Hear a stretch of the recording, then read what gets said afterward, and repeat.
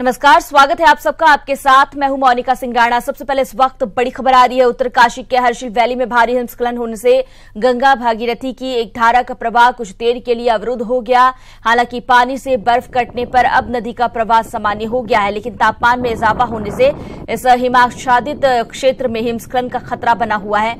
News 18 पर उस समय की एक्सक्लूसिव तस्वीरें आप देख सकते हैं। इस बार सर्दियों में गंगोत्री हिमालय क्षेत्र में हुई भीषण बर्फबारी के चलते गंगोत्री धाम समेत हर्षिल वैली पूरी तरह से हिमाच्छादित है। अब तापमान बढ़ने पर इस क्षेत्र में हिमस्खलन का खतरा बढ़ गया है। कल दोपहर करीब 3:30 बजे मुगबा और जांगला के बीच व्यू पॉइंट के सामने वाले हिस्से में करीब 600 मीटर ऊंचाई से हुआ हिमस्खलन गंगा भागीरथी तक पहुंचा। ये एक्सक्लूसिव तस्वीरें भी आपको दिखा रहे हैं। किस तरह से भारी बर्फबारी के कारण हर्षिल वैली हिमाच्छादित है और हालांकि अब पानी के प्रवाह के कारण ये मार्ग खुल गया है।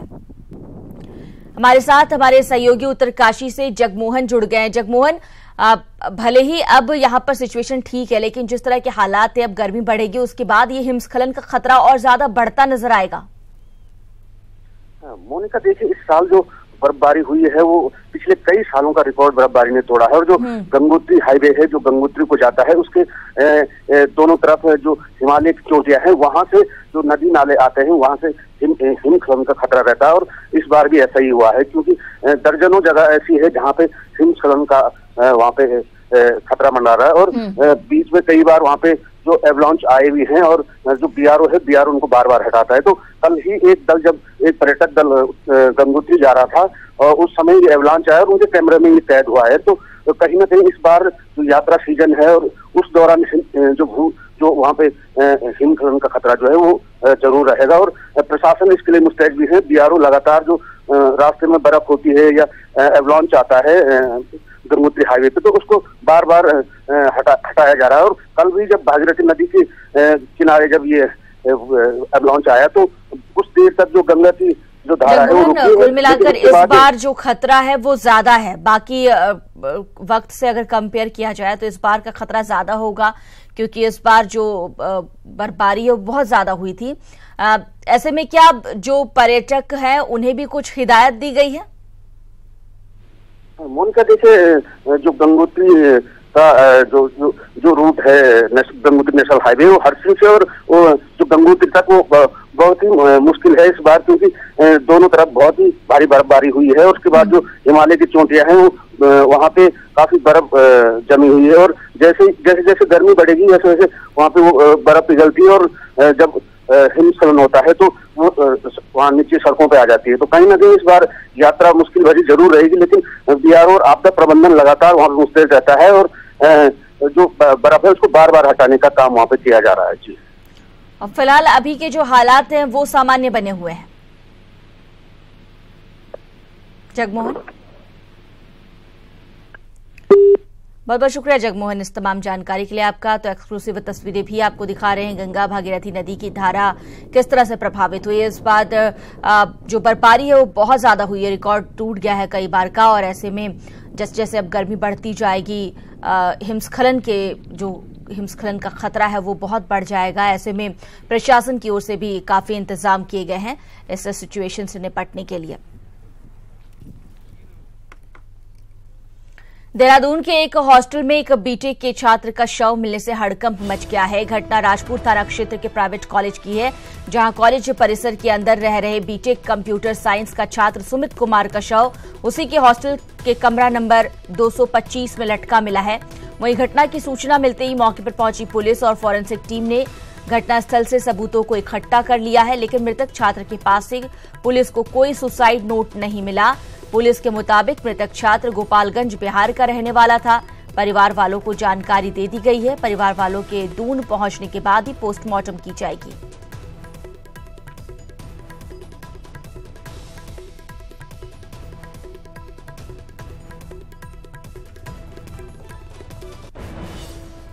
हरिद्वार के कनखल थाना क्षेत्र में जिला पंचायत सदस्य के घर पर धावा बोलकर जिला पंचायत सदस्य और उसकी बेटी को हथियारों के बल पर बंधक बनाकर लाखों की लूट की घटना को अंजाम दिया गया और घटना के बाद तीनों बदमाश फरार हो गए। मौके पर पहुंची पुलिस और बीजेपी कार्यकर्ताओं में तीखी नोकझोंक भी हो गई। पुलिस बदमाशों की तलाश में जुटी है।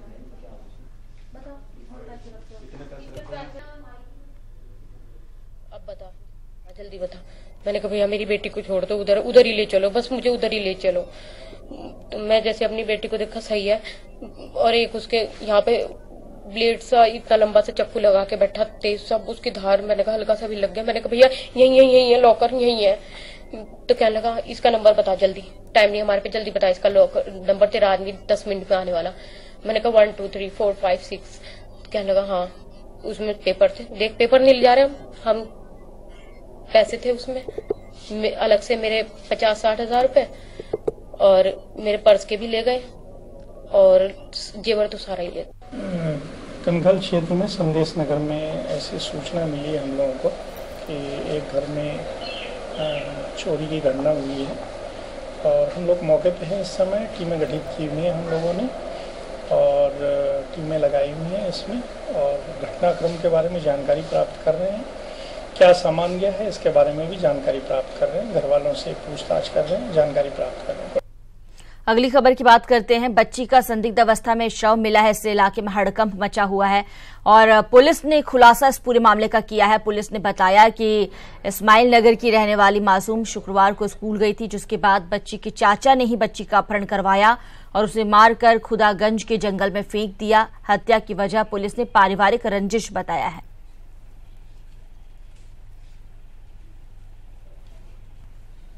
खटीमा में एक 4 साल की बच्ची के अपहरण का मुकदमा रजिस्टर किया गया था, जिसमें एफआईआर में जो नामजद आरोपी था यूनुस, तो उसको पुलिस ने हिरासत में लेकर जब उसकी पूछताछ की तो ये तथ्य सामने आए कि उसके द्वारा बच्ची को मामा बनकर उसका आंगनबाड़ी केंद्र से अपहरण किया गया। बाद में बच्ची के सगे चाचा जो हैं उसके साथ मिलकर उसकी हत्या कर दी गई।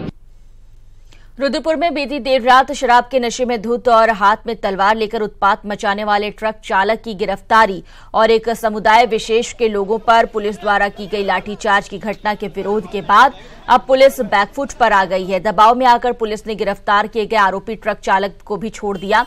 हालांकि पुलिस ने ट्रक चालक के खिलाफ रुद्रपुर कोतवाली में मुकदमा दर्ज जरूर कर दिया है। उधर जिले के एसएसपी ने इस पूरे मामले की मजिस्ट्रेट जांच के लिए जिलाधिकारी को पत्र लिखने की बात कही है। वहीं इस पूरे मामले पर पुलिस अधिकारियों पर उत्पीड़न का आरोप लगाते हुए अब राज्य के पूर्व स्वास्थ्य मंत्री एवं रुद्रपुर के पूर्व विधायक तिलक राज बेहड़ ने आरोपी पुलिसकर्मियों के खिलाफ कार्रवाई की मांग की है। पुलिस का रवैया बिल्कुल, इनकी ट्रेनिंग होनी चाहिए स्पेशल।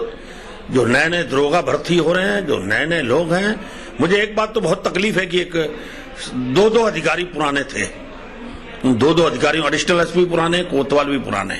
इनके होते हुए इतनी बड़ी घटना हुई है, इनको तो रोकना चाहिए था, सिपाहियों को, दरोगाओं को। ये खुद भी शामिल हो गए उसके अंदर, तो इससे बड़ा दुर्भाग्य नहीं हो सकता। तो अब तो इसको सरकार को विचार करना चाहिए, पुलिस महानिदेशक को विचार करना चाहिए। उत्तरकाशी से खबर है। रवाई घाटी का लाल जम्मू कश्मीर में शहीद हो गया। चंद्रमणि नौटियाल जम्मू कश्मीर के बारामूला जिले में शहीद हुए। बड़कोट तहसील जिला उत्तरकाशी के क्वालगांव निवासी थे शहीद। क्षेत्र में शोक की लहर है। भारत तिब्बत सीमा पुलिस में ये तैनात थे। शहीद चंद्रमणि के बेटे राजेश भी आईटीबीपी में उत्तरकाशी के महिडांडा में तैनात हैं। इन दिनों बड़कोट में चुनाव की ड्यूटी में तैनात हैं।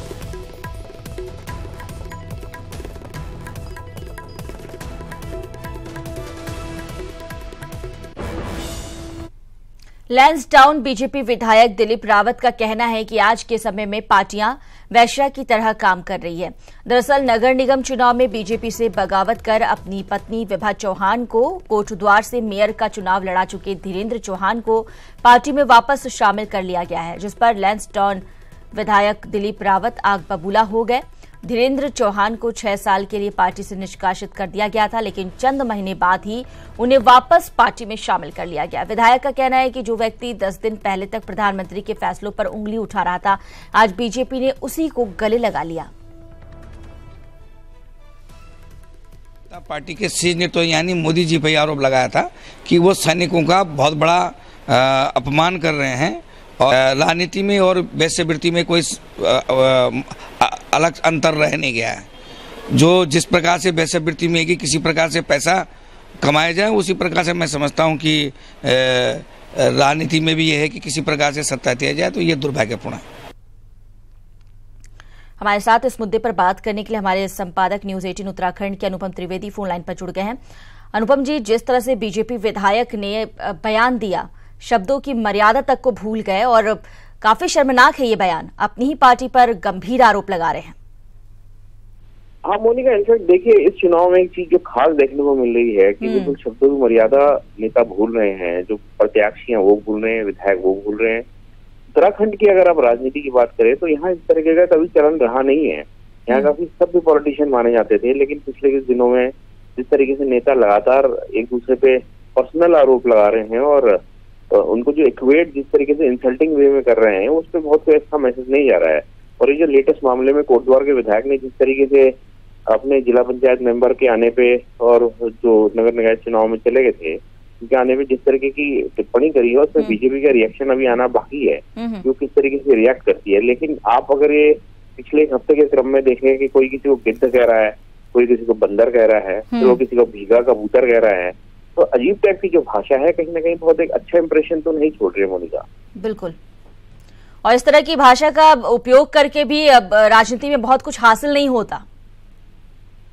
हाँ एग्जैक्टली, जैसे मैंने कहा आपको, उत्तराखंड की पॉलिटिक्स क्योंकि ये बड़ा शांत प्रदेश माना जाता है, यहाँ नेता इस तरीके की भाषा का भी इस्तेमाल करते रहे हैं नहीं, इसलिए हम भी काफी इलेक्शन देखते हुए आ रहे हैं। भाषा का मर्यादा हमेशा रहती थी, आरोप प्रत्यारोप लगते रहते थे, लेकिन इस बार के इलेक्शन में बड़ा नया ट्रेंड आ रहा है कि आप या इस तरह की पॉलिटिक्स इस तरीके की हो गई है कि अपने आप को लाइमलाइट में रखने के और एक्सेसिव दिखाने की कोशिश में कुछ भी बोले चले जा रहे हैं। तो अब ये बीजेपी का रिएक्शन इसमें आना बाकी है। मुझे लगता है बीजेपी कुछ ना कुछ अपने विधायक को तो बोलेगी, क्योंकि इस बयान के आने के बाद काफी कुछ पार्टी को शर्मिंदगी झेलनी पड़ी है। इस तरीके की स्ट्रॉन्ग लैंग्वेज इन्होंने बिल्कुल। अनुपम जी, अब तक के इलेक्शन में, अब तक की राजनीति में उत्तराखंड के नेताओं ने अपनी सभ्यता का परिचय दिया, मर्यादा में रह के उन्होंने बयानबाजी की, लेकिन अब बिना सोचे समझे कुछ भी कहा जा रहा है।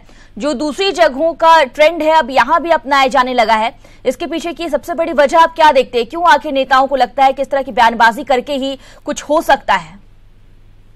देखिए, मुझे लगता है कि जिस तरीके का एक अब सोशल मीडिया के आने के बाद से जब नेगेटिव और पॉजिटिव किसी भी बात बड़ी वायरल हो जाती है, तो शायद ये नेताओं को संभवतः लगता होगा कि कुछ भी बोल दो, कम से कम खबरों में तो रहेंगे। तो वो एक वजह हो सकती है कि अपने आप को लाइमलाइट बनाने के लिए, अपने आप को दिखाने के लिए, जिस तरीके का ये अब ट्रेंड जो शुरू हुआ है। अभी 2 दिन पहले हरिद्वार में एक कांग्रेस के प्रत्याशी ने वहाँ की सिटिंग एमपी को गिद्ध बोल दिया था। उसी तरीके से नैनीताल में 2 बड़े नेताओं के बीच में इस तरीके से जानवरों का उपाधि देने का ट्रेंड शुरू हुआ है। कोटद्वार के विधायक इसमें एक नई कड़ी में जुड़े हुए हैं। और पहले 1-2 इंसिडेंट ऐसे हुए थे उत्तराखंड में जब नेताओं ने कुछ बोला था एक दूसरे को। तो मुझे वही लगता है कि अपने आप को लाइमलाइट में लाने के लिए और अपने आप को ज्यादा एग्रेसिव दिखाने की कोशिश में ये सब एक स्टेप आगे निकल रहे हैं।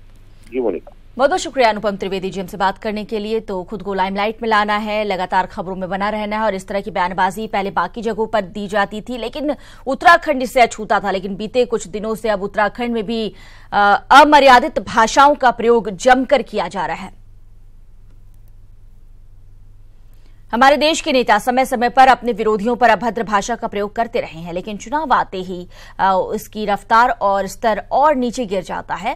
भगत सिंह कोश्यारी और अमरीश कुमार इस बार अभद्र टिप्पणियों के लिए चर्चा में है।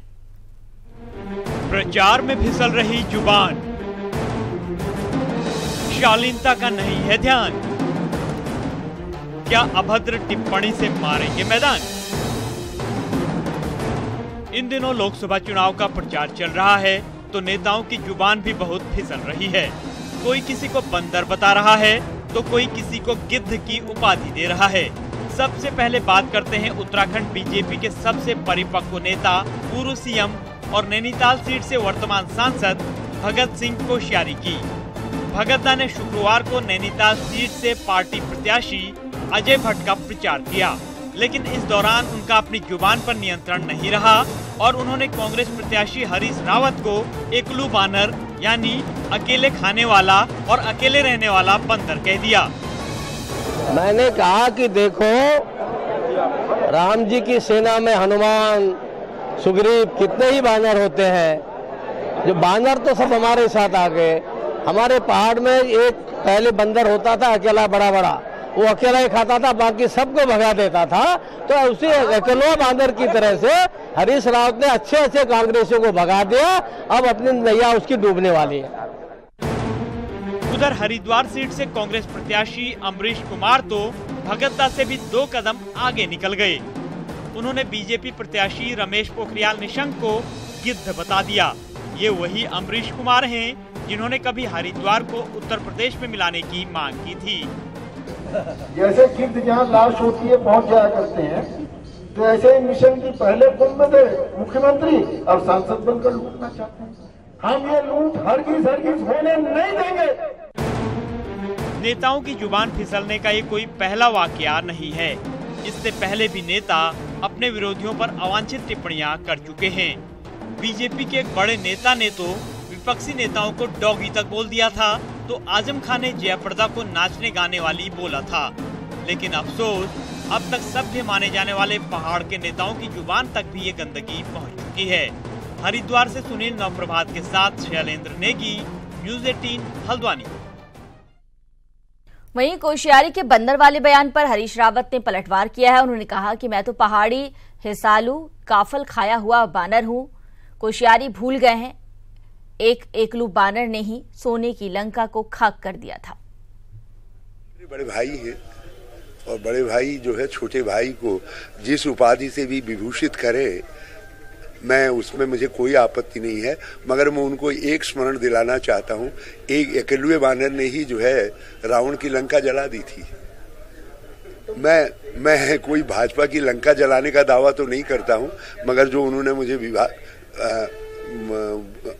मुझे उपाधि दी है उसके लिए मैं जरूर उनको धन्यवाद देना चाहता हूं।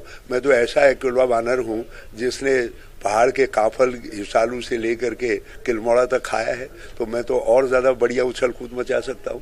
क्या मोदी रूपी जो रावण लंका जलाएंगे?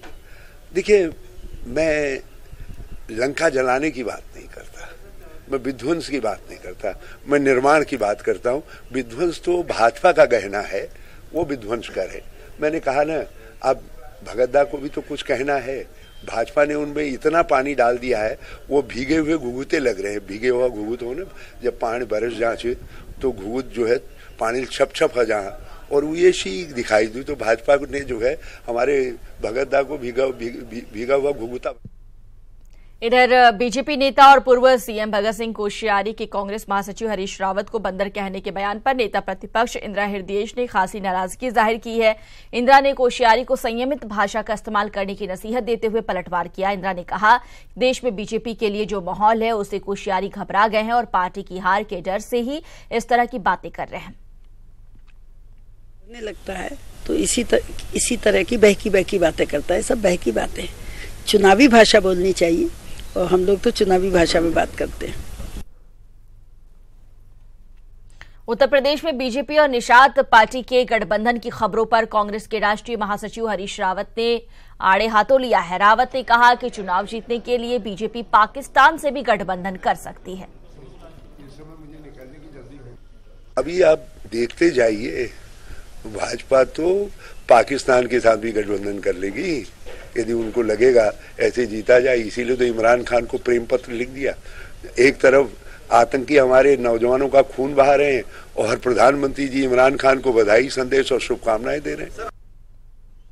बुलेटिन में इतना ही, और जाते जाते आपको बता दें कि आपका पसंदीदा channel news 18 Uttar Pradesh Uttarakhand free dish पर उपलब्ध है।